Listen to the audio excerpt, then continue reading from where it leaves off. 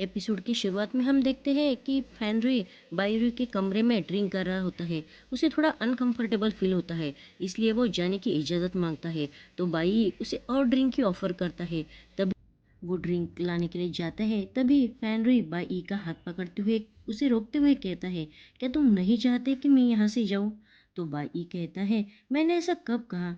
तभी उसका पैर पिलो से फिसल जाता है और वो फेनरी के ऊपर गिर जाता है। दोनों के दिल की धड़कनें बहुत तेज होने लगती है और वो एक दूसरे की तरफ ही देखते रहते हैं।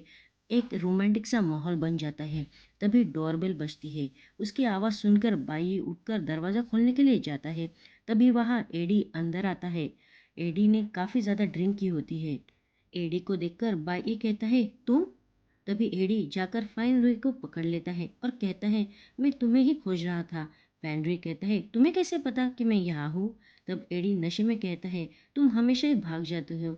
ये सब देख बाई बहुत शॉक हो जाता है और उसे याद आता है कि इस लड़के से वो केक शॉप में मिला था, ये वही लड़का है। इसका और इसके फ्रेंड का साथ में बर्थडे था।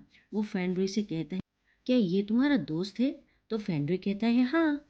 फैनरी और एडी को ऐसे साथ में देखकर बाई को बहुत मिसअंडरस्टैंडिंग हो जाती है। वो बहुत जेलस फील करता है। तभी फैनरी बाई को देखकर एडी से कहता है, तुम यहाँ से उठ जाओ। एडी कहता है, नहीं, मुझे यहीं लेटना है। उन्हें ऐसे देखकर बाई को बहुत ज़्यादा परेशानी हो जाती है।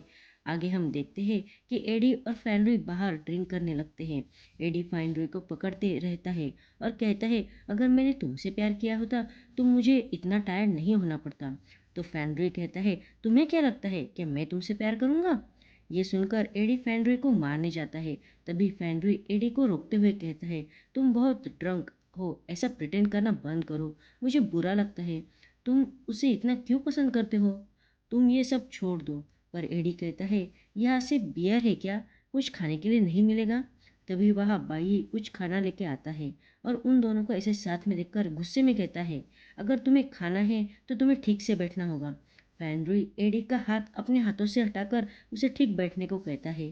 तभी एडी कहता है, मैंने तुम्हें कहीं देखा है। बाई कहता है, केक शॉप में तुम बर्थडे केक खरीदने के लिए आए थे और तुम बहुत कंफ्यूज थे, तो मैंने ही तुम्हें केक सजेस्ट किया था। ये सुनकर एडी को गुस्सा आता है और वो कहता है, अच्छा तो वो तुम थे, तुम्हारी वजह से मैंने वो केक खरीदा था और मैं फिर से स्टूपिड बन गया। तुम वहीं खड़े रहो, मैं तुम्हें पंच मारता हूँ। और इतना कह के वो बाई को मारने जाता है। तब फैनरी उसे रोकते हुए कहता है, एडी तुम बस भी करो, तुम यहाँ बैठ जाओ। फैनरी बाई से कहता है, तुम हमारे साथ खाना खाना चाहोगे? पर बाई जेलसी में गुस्से से कहता है, मुझे एग्ज़ाम की तैयारी करनी है, मुझे इतना टाइम नहीं है तुम्हारे साथ खाना खाने के लिए, मैं जाता हूँ। इतना कह के वो वहाँ से चला जाता है। उसे इतना गुस्से में देखकर फैनरी खुद से ही कहता है, अब मैंने क्या किया? ये मुझ पर इतना ज़्यादा गुस्सा क्यों हो रहा है? भाई घर के अंदर पढ़ने के लिए बैठता है पर उसका पूरा ध्यान फैनरी और एडी पर ही होता है। वो बार बार अपनी बैठने की पोजीशन को चेंज करता है पर उसका पढ़ाई में मन ही नहीं लगता। वो उन दोनों की बातें सुनने की कोशिश करता है और उनकी तरफ ही देखे जा रहा है। आगे एडी खाना खाने के बाद फ्रेश हो जाता है। तो फैनरी उसे कहता है कि तुम यहाँ सो नहीं सकते, चलो उठो यहाँ से। हाँ, भाई आकर एडी को पकड़कर फैनरी से कहता है कि मैं इसे समझता हूँ। तभी वहाँ पर जेनी आ जाता है और वो एडी को अपनी तरफ खींचकर पकड़ लेता है। फैनरी कहता है, क्या तुम्हें मुझे हाय नहीं बोलना है? तो जेनी कहता है, वह पहले से ही ओपन था इसलिए मैं अंदर आ गया। तो फैनरी कहता है, तुम्हें कैसे पता कि मैं यहाँ हूँ? तो चेनी कहता है, हमारे पास बहुत से तरीके हैं सब कुछ जानने के। ये सुनकर फैनरी बाई को देखकर कहता है, इसमें मेरी गलती है। तो बाई कहता है, ऑफ कोर्स ये सब तुम्हारी गलती है। चेनी एडी को बाहों में उठाकर ले जाने लगता है और वह फैनरी को अपने साथ चलने के लिए पूछता है। पर फैनरी बाई को देखकर कहता है कि मुझे यहाँ थोड़ा काम है तो मैं बाद में आ जाऊँगा, तुम चले जाओ। ये सुनकर चेनी एडी को लेकर वहाँ से जाने लगता है। तो फैनरी उसे रोकते हुए पूछता है कि एडी तुम्हारा क्या लगता है? तो चेनी कहता है, भाई। तो फैनरी उसे कहता है, और फिर बॉस कौन लगता है? चेनी कुछ नहीं कहता। तभी फैनरी उसे कहता है कि प्यार और अफेक्शन दोनों अलग चीज़ें हैं, तुम्हें इसके बारे में सोचना चाहिए। तो चेनी कहता है, तुम्हारे बारे में क्या? तुम मेरी बात कर रहे हो या अपनी खुद की? ये सब वो बाई की तरफ देख के कहता है और वहाँ से चला जाता है। वो चेनी की बातों से कंफ्यूज होता है। तभी बाई फैनरी से कहता है, वो एडी से बहुत प्यार करता है। फेनरी हंस के कहता है, तुम्हें कैसे पता? तो बाई कहता है, मुझे ऐसा फील हुआ। उसकी आंखों में ही दिख रहा है कि वो एडी की कितना प्यार करता है, कितनी केयर करता है। तो क्या ये वही दोस्त है जिसके साथ एडी अपना बर्थडे मनाना चाहता था? तब फेनरी कहता है, हाँ। ये सुनकर बाई की मिसअंडरस्टैंडिंग खत्म हो जाती है और वो कहता है, एनीवे, सब कुछ छोड़ दो। मुझे ये बताओ कि तुम मेरे कॉलेज में क्या कर रहे हो और तुम वहाँ टीचर बनने का प्रिटेंड क्यों कर रहे हो? पर फेनरी उसे कहता है कि मैं तुम्हें झूठ बोलना नहीं चाहता, पर मैं तुम्हें सच नहीं बता सकता, सॉरी। मैंने तुम्हें जो लास्ट टाइम कहा उसके लिए, पर मेरा यकीन करो कि मैं किसी को भी नुकसान नहीं पहुंचाऊंगा। तो क्या इतना प्रिटेंड करोगे कि तुम मुझे नहीं जानते? इस पर बाई हंसते हुए कहता है, ठीक है, पर जब तुम्हें ठीक लगे तब तुम मुझे सब कुछ बता देना। ये सुनकर फेनरी स्माइल करते हुए कहता है, सही वक्त आने पर मैं तुम्हें सब कुछ बता दूंगा। तो बाई स्माइल करके कहता है, तो ये क्या तुम यहाँ से अब जाने वाले हो? तो फेनरी कहता है, नहीं, मेरी बियर अभी तक बाकी है। और वो टेबल की तरफ जाने लगता है। टेबल पर जाके वो बैठ जाता है। बाई भी उसके पास आके बैठता है और कहता है, बेशक, तुम्हें यह ख़त्म ही करनी होगी। और वो दोनों साथ में बैठकर कुछ अच्छा टाइम स्पेंड करते हैं। दूसरी तरफ चेनी एडी को गाड़ी में बिठाने की कोशिश करता है। तभी उसे फेनरी की बात याद आती है कि एडी तुम्हारा कौन है। और वो एडी को देखने लगता है और वो एडी से कहता है कि तुम मुझे हमेशा ही अपने लिए वरी फील करवाते हो, प्लीज़ ऐसा मत करो।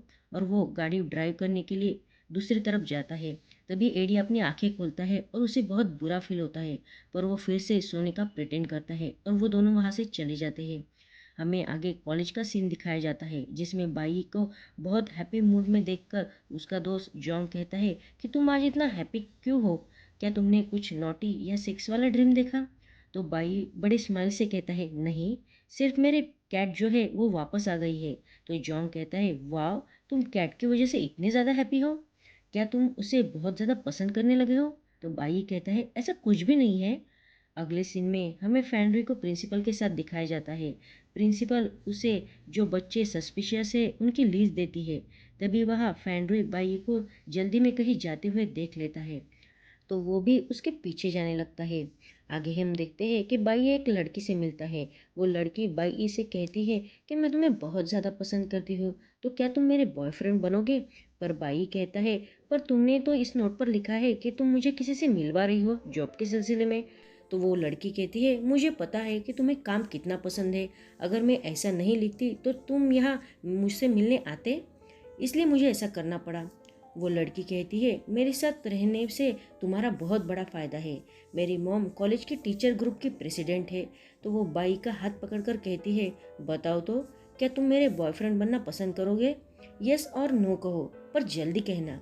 इस पर बाई नो कह के उसका प्रपोजल रिजेक्ट कर देता है और वो वहाँ से जाने लगता है। तो वो लड़की जोर से चिल्लाते हुए कहती है, तुम मेरे साथ ऐसा नहीं कर सकते।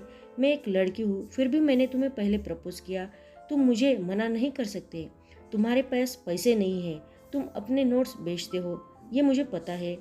तो तुम मुझे अपनी गर्लफ्रेंड बना लो, मैं तुम्हें रोज़ पैसे दिया करूँगी। किसके लिए?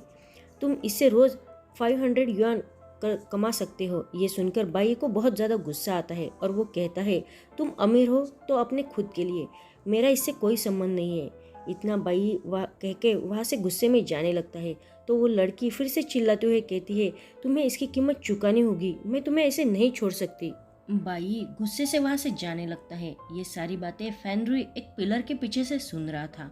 वो जाते हुए बाई को रोकते हुए कहता है, मुझे नहीं पता था कि तुम कॉलेज में इतने फेमस हो।